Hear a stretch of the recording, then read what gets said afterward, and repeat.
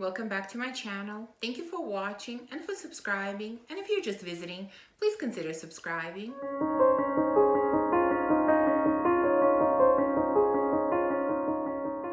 So today I'm going to share with you somewhat of a controversial video, and it is about unpopular opinions, unpopular fragrance opinions.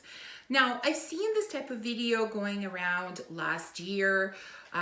More recently, I saw Eve from Eve Spider Smells do a video like that. Also, Sheree from The Top Note, and I've seen a number of other people do this type of video throughout last year. And I've seen it done in a different ways. Some people talk just about fragrances, some talk about some habits, some fragrance houses, things like that. And the way that I decided to do it is just talk about fragrances. Basically popular fragrances that for whatever reason I don't like or don't work for me. And before I start going through the list, please remember that this is just my subjective opinion. Just because I don't like a fragrance doesn't mean that it's bad. It just means that it doesn't work for me. Okay, so let's start with the first one on my list. And it's a fragrance that, based on the notes, I should love because it features a note of vanilla, which we all know by now is my favorite fragrance note. But for some reason, this fragrance just doesn't work for me. Now, I'm talking about Dior Addict, and I know that it's a favorite of so many, and I have sampled it so many times. Even now, I have a sample of it somewhere around, which I test periodically, hoping that I will fall in love with this fragrance, but it just doesn't happen. So, in addition to vanilla, we have tonka, sandalwood, white florals, blackberry, mandarin leaf. I mean, all of the notes that I like, but I find that this fragrance on me has some kind of spiciness, and I know there are no notes that represent this spiciness, and if I didn't see the notes, I was sure that there are some kind of spicy notes in here. That's just what I feel. Maybe it is coming from white florals. I am not sure, but I'm just not getting along with this spiciness. It bothers me, and so Dior Addict is a big no-go for me. Second one on the list is Tom Ford, and it's not just one fragrance, but it's sort of the whole line of fragrances. I'm talking about his orchid line. So we have Black Orchid, Velvet Orchid, and Orchid Soleil. Now let's start with a Black Orchid. I have this little tiny bottle, which I've spoken about several times before. Now this fragrance, it's a nice fragrance overall. I can wear this fragrance. I just choose not to wear because I wear fragrances to make me feel good, to put me in a good mood, to cheer me up. And for me, this fragrance has an opposite effect. I find it quite dark, gloomy, and depressing. And so when I wear it, it puts me in a depressing mood, which is the opposite of what I want a fragrance to do. And so for that reason, I choose not to wear this fragrance. Now, the other two, the situation with those is even worse. So we have the Velvet Orchid in a beautiful purple bottle and Orchid Soleil in a gold bottle. By the way, the bottles for this line are gorgeous. I wish I liked the actual fragrances. So with the other two, I don't know what it is, but I physically cannot wear them. There is something in these two fragrances that makes me ill, like physically ill. I cannot even last half an hour wearing either one, and I have tried on multiple occasions, and I don't know what it is. I mean, Orchid Soleil has a note of tuberose, so perhaps that's what's causing it, but I cannot find the culprit in Velvet Orchid at all. So I don't know what it is, but this whole orchid line doesn't work for me at all. Next, I have another fragrance from the house of Dior, and this one is Pure Poison. And if you watched my channel for a while, this one should not come as a surprise because this fragrance is about white florals, and white florals are very challenging for me. And in addition to white florals, we have citruses, sandalwood, amber, musk, all the other notes I love, but I find that white florals are very overpowering. They overpower all the other notes. They're very, very heavy. They're very heady, and I cannot handle such strong white florals. That's why I cannot wear Pure Poison, but I know that many people love it. Next, I have a fragrance from a house that I really, really love. And I know that there are quite a few of my friends in the fragrance community that love this fragrance, and I've heard a lot of very good reviews about it. It's a fragrance that features the note of coffee, and I have been kind of obsessed with this note lately and want to try as many fragrances featuring this note as I can. And so I blind bought this fragrance, opened it, sprayed it, closed it up just as quickly, and sold it as quickly as I could. It just didn't work for me at all. So what am I talking about? I'm talking about Golden Dollar from Xerjoff. So like I said, there is a note of coffee in here. In addition to that, we have spices, incense, tonka, and oud. And the first thing that struck me when I sprayed this fragrance was that it felt extremely, extremely masculine to me. Just way on the masculine side. And the funny thing is that I let my husband try it as well, and he hated it as much as I did. So there you go. He didn't like it either. And so I was expecting to smell coffee, and to me, coffee was not there at all. What I got out of it was a lot of spiciness, and it was very, very dry. I don't know how else to describe it, but it just felt very spicy and very dry, even a little bit sour perhaps. And I thought maybe in the dry down it will get better, it will soften somehow. No, it didn't. It basically stayed the same on me, and it was just not wearable. So like I said, that fragrance left my collection just as quickly as it came. Next, I have another fragrance that I should like because it is often compared to two other fragrances that I really enjoy, but this one again doesn't work for me. And it's a very, very popular fragrance. I know that many of you love it and will disagree with me on this, but I'm here to share with you my honest opinions. So I'm talking about Rose Vanille from Mancera. And this fragrance is compared to Intense Cafe from Montal and Deluxe from Tiziana Terenzi. I love Deluxe and I really enjoy Intense Cafe.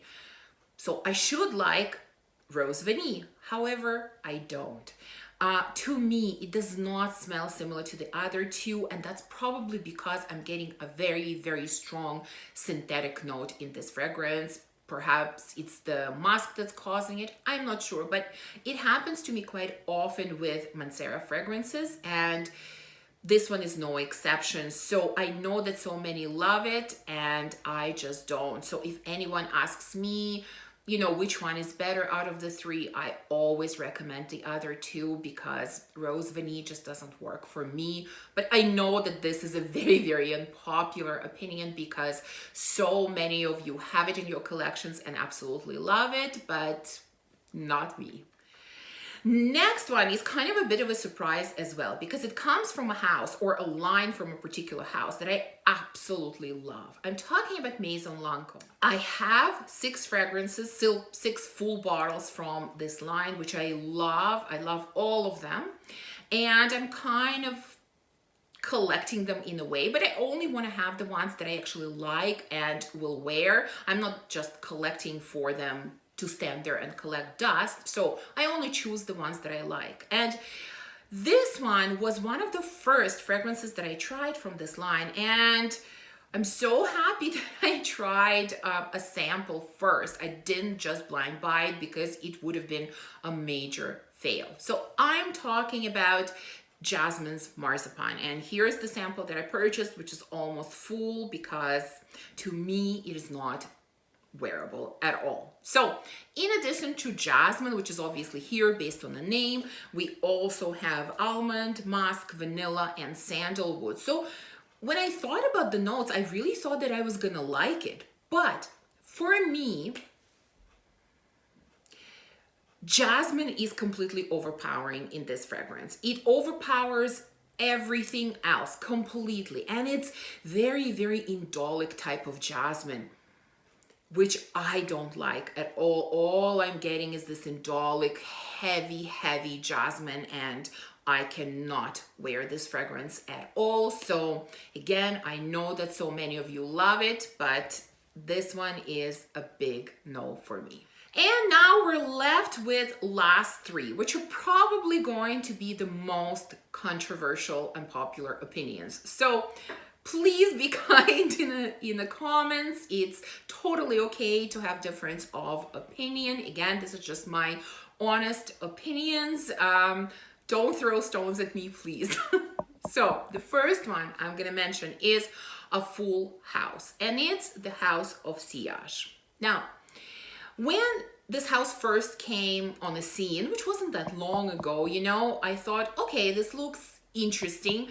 I will admit that I know there's so many of you that absolutely love these cupcake designs. I was never a huge fan of them.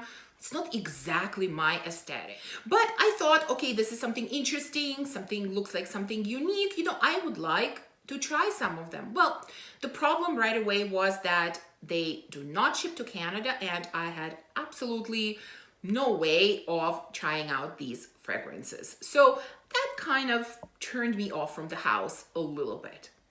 Then what I've noticed recently is that, I mean, these are very pricey fragrances, you know, but recently it seems like they have been having sales nonstop. And it's not just for like special occasion, I don't know, Black Friday or something, you know. No, they're happening all the time, which I mean, in a way is great because, you know, people are able to purchase these for a lower price.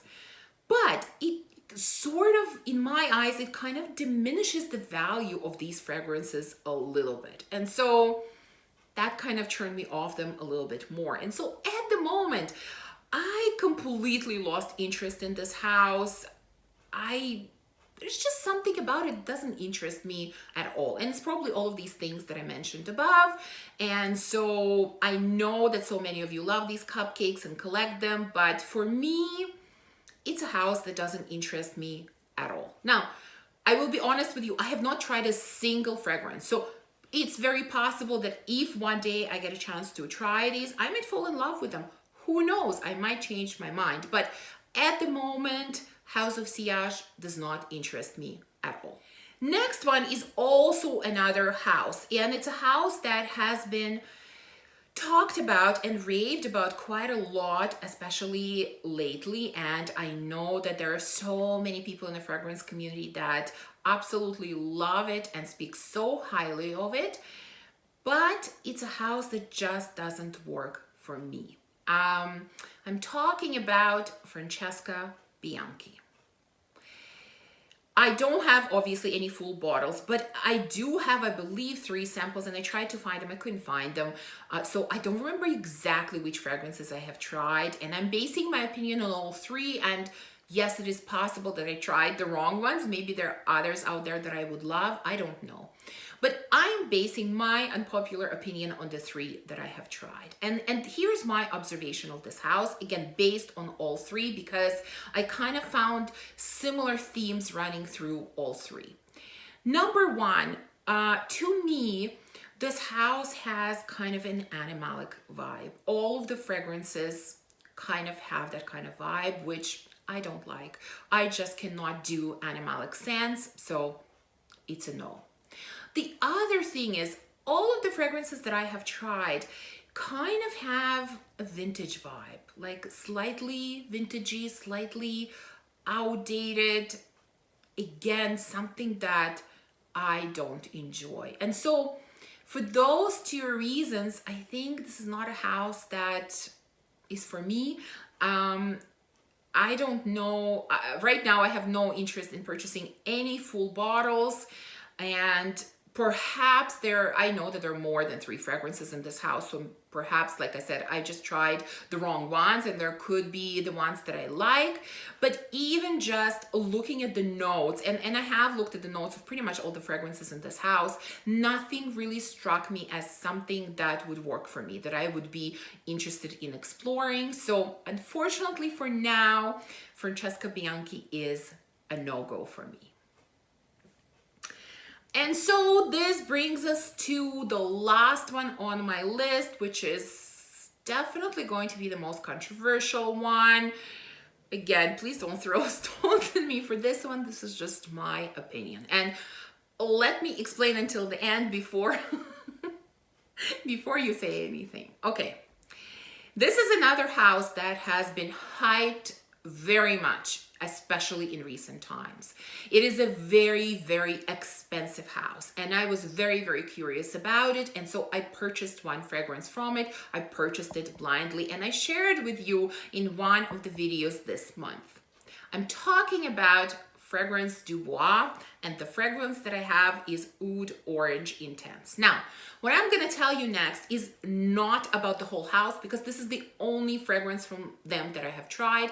This is purely based on my experience with this particular fragrance. Now, obviously the packaging and the bottles, everything is very, very luxe, bougie, high-end, which is what you would expect for such an expensive house.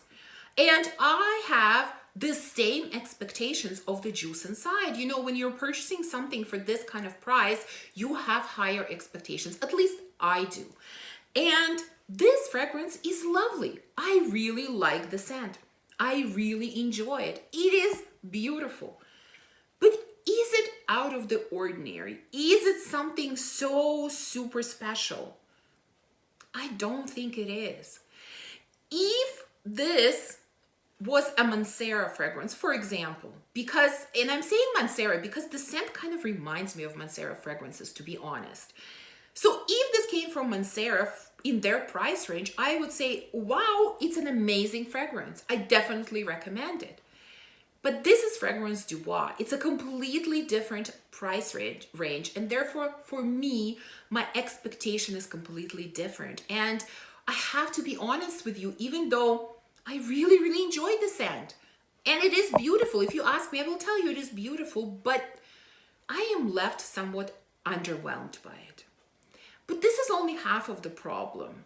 I have a bigger problem with this fragrance, and that is performance. Again, when you're paying so much money, you expect this to perform. And I don't know how it is on anyone else.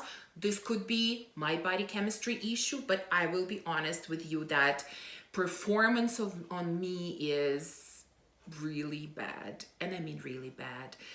This has absolutely no projection, pretty much from the beginning. It is very much a skin scent on me. And longevity is 2 to 3 hours at most, really at most. I've worn it a couple of times and it performed the same both times. So is it a beautiful scent? Yes. Is the packaging and bottle very bougie and very luxe? Yes. But is it worth the price? I don't think it is. Again, I know this is going to be a very, very unpopular opinion that many of you will disagree with, which is totally okay with me, but this has been my experience with this fragrance. And again, I'm here to share my honest opinions and experiences with you. That's what I'm doing here. So very nice, very beautiful, but underwhelming. And in my opinion, simply not worth the price. So, you know, am I going to explore this house any further? At the moment, no, absolutely not. I don't think I want to. I'm even questioning, do I want to keep it in my collection? I don't know, because the couple of times that I worn it, I didn't enjoy it because I enjoyed the scent, but it disappears so quickly and it has absolutely no projection. Even, you know, my husband standing like close to me could barely smell it. He had to really put his nose to my skin to smell it, even in the opening stages of the fragrance, never mind later on. So like I said, for that reason, this is my unpopular opinion about this fragrance. And again, this is just about this particular fragrance because I have not tried anything else from Fragrance Du Bois. So this is the end of my unpopular opinions. I hope you're not too upset with me for some of these, and I hope that you enjoyed this video. If you did, please remember to give me a thumbs up and subscribe, and definitely share with me your unpopular opinions. Thank you for watching. I will see you soon in my next video. Bye.